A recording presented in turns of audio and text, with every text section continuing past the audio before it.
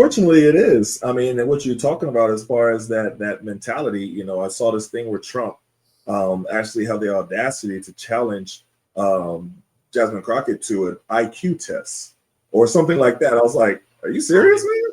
Like, you want to challenge her to like? So you think that you're smarter than her? That's what you think? You think that you're more intelligent, that you're more learned, that you know more facts about anything?"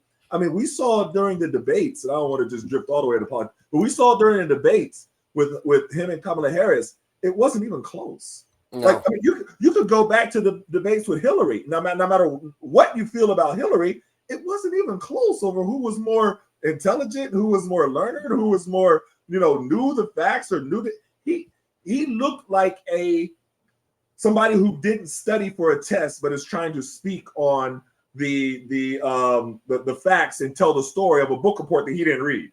You know what I mean? That's what Trump looked like, but people are okay with that.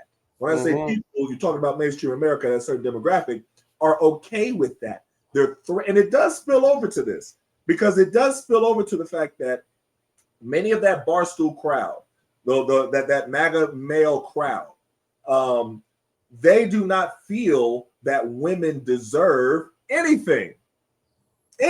So you're going whether it's reproductive rights, whether it's compensation if you're playing a sport, whether it's the equal pay, whether it's, you could go down the list. They don't believe they deserve anything. So there really is a very strong tie-in to the way that they react to the WNBA players saying to pay us what you owe us, because they don't believe you owe it, you deserve anything in the first place.